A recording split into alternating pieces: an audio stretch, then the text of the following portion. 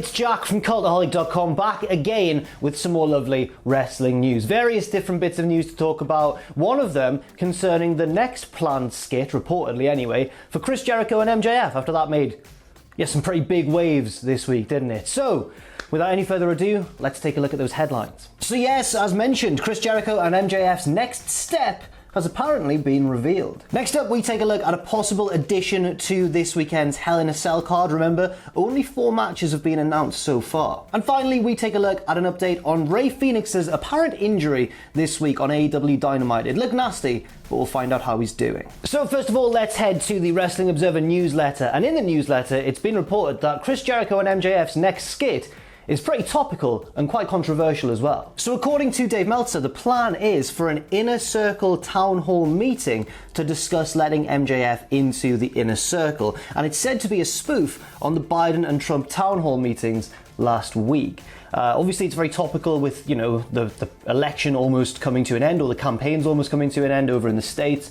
And I don't know what they're going to do with it. Now, obviously, this comes off the back of this week's skit, which has divided opinion across the wrestling world. Yes, obviously this week, Chris Jericho and MJF met for a steak dinner on Dynamite and then burst into a full rendition, with choreography and everything, of swing classic Me and My Shadow by Frank Sinatra and Sammy Davis Jr. It divided a lot of opinion. Some people loved it, some people hated it. And it looks like the noteworthy, the attention-grabbing nature of this angle is set to continue if they do spoof the Trump and Biden town hall meetings. The wider context of this storyline is, of course, that, Jericho and MJF kind of have a grudging respect for each other, whereas the rest of the inner circle seem very reluctant to allow MJF into the fold. Specifically as well, Sammy Guevara, but Santana and Ortiz and Hager, I think, as well, have all looked a bit reluctant as well, but mainly Guevara. Jericho, on the other hand, seems cautiously open to letting MJF into the inner circle. So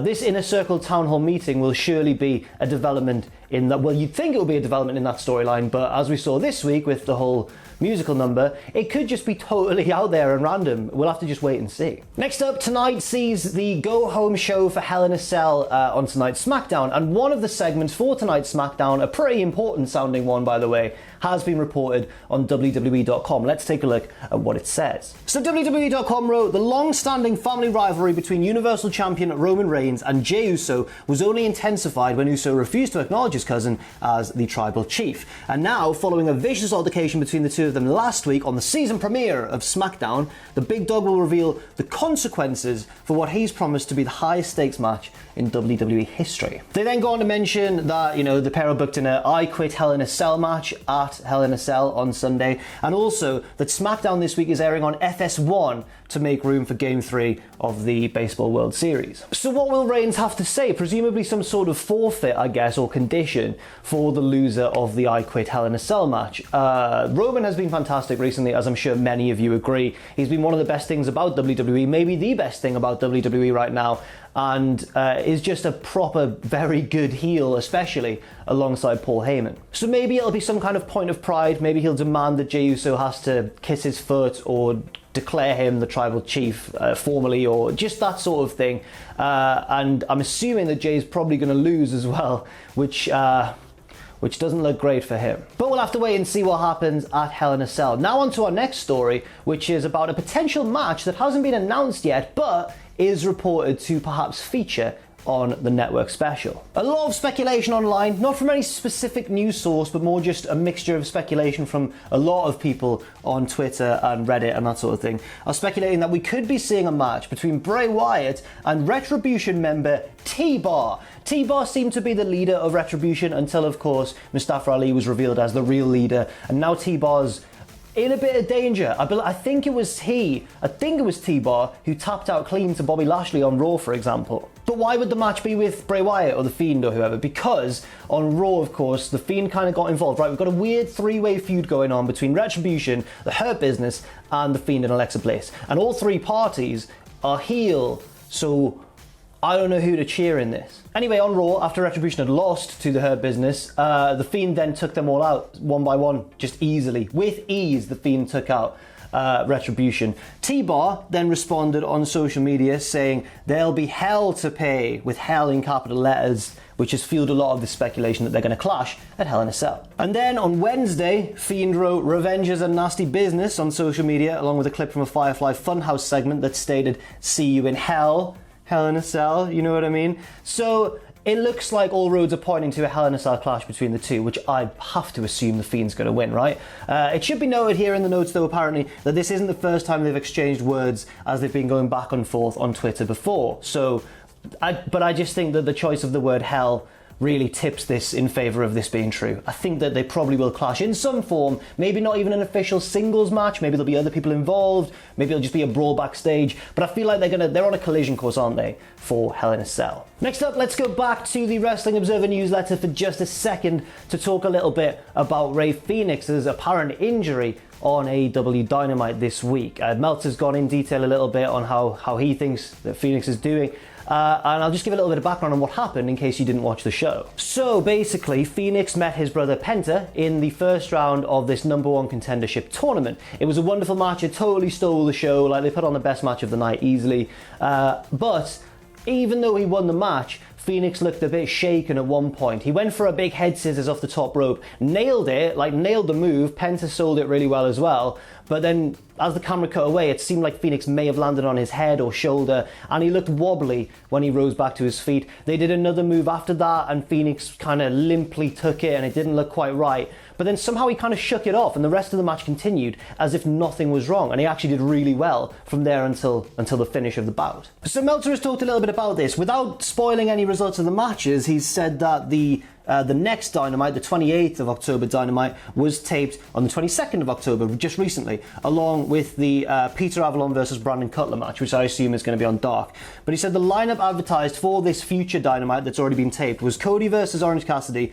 in that Lumberjack match for the AEW TNT Championship, and Kenny Omega versus Fenix in the second round, of course. But apparently, Meltzer says, and this may be a spoiler actually now that I'm reading on, so maybe just...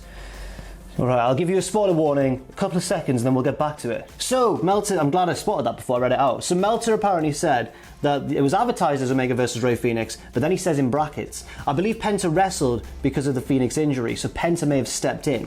Fenix told friends he was okay as he hurt his neck the night before against Penta, and before the second show was taped, we were told that he and Alex Reynolds were fine as well. Keep in mind that Fenix, his being fine may have a different meaning than for a normal human being. He does appear to be very tough, as proven in that match. The reality is that being cautious is the smart move, and they can always do Omega versus Fenix. I'm having a nightmare here. They can always do Omega versus Fenix or Page versus Fenix if the tournament goes that way as a natural matchup after the pay-per-view, as if to say, like, well, Fenix never got his shot, so maybe he deserves one now. So the long and short of it appears to be that Fenix ultimately is fine, or says he's fine, but AEW have erred on the side of caution, and they put Penta in as his replacement instead because they want to, take no risks with Fenix. That's fair enough. I totally understand that, and it's good. It's good because AEW have been criticised before, as recently as this week, in fact, where Alex Reynolds was seemingly knocked out in the main event, and it took a long time for anybody to notice and to get him out of there. I don't quite know what the ref was doing, and obviously it all out as well when Matt Hardy fell off that scaffold terrifyingly and was totally unconscious for about a minute. And finally, let's reveal some details, speaking of Matt Hardy, of his upcoming Elite Deletion match set for Full Gear against Sammy Guevara. So a few little things have been revealed because Matt Hardy has confirmed on his YouTube channel a couple of little details. So on his YouTube channel, Matt confirmed that the match will take place at the Hardy compound, which seemingly, I think, to many people, myself included, solidifies that this match will be more of a cinematic match than a wild, out-of-control brawl like their match at All Out was. And that's a good thing, because obviously a lot of people have been saying, like, the feud is cursed, people keep getting injured in this feud, and a lot of criticism happened when they decided to carry the feud on. But if they're gonna, if they're gonna do it in a cinematic match, a more controlled and theoretically safe environment, then I think that's totally fine. That's probably fine. I can't see any issues with it. It remains to be seen how good the match will actually be, because cinematic matches, as we know, as we've seen in various promotions, are very hit and miss. But on the whole, I think that's a smart move. I think it dodges a lot of the criticism they would have from just doing a straight-up rematch, especially if it was one with a hardcore or slightly risky stipulation. And hopefully, it all goes off without a hitch? I'm assuming it will. They've got a lot of time to prepare it, right? And just before we finish, I'll run down the card for the rest of Full Gear, of course. So we're going to have the final of the AEW World Championship Eliminator Tournament to decide the number one contender, which looks like it's going to be, theoretically, Omega or Fenix taking on Page or Wardlow. But as we've just seen before, things could possibly change in that regard. Cody or Orange Cassidy, depending on who wins this lumberjack match that's coming up, taking on Darby Allin in defense of the TNT Championship. That appears to just be a singles match, no stipulation as far as I can tell. FTR defending the tag team titles against the Young Bucks, that big dream match that we've all been waiting for years and years. John Moxley, of course, defending the AEW World Championship against Eddie Kingston in an I Quit match. That should be very good. And as I've just mentioned, the Elite Deletion match, which is apparently taking place at the Hardy compound between Matt Hardy and Sammy Guevara. So there you have it. That is the end of this news video. Thank you very much for watching. I've been Jack from Cultaholic.com. Leave your thoughts and opinions in the comments section down below. Stay safe out there, stay positive, and I'll see you very soon.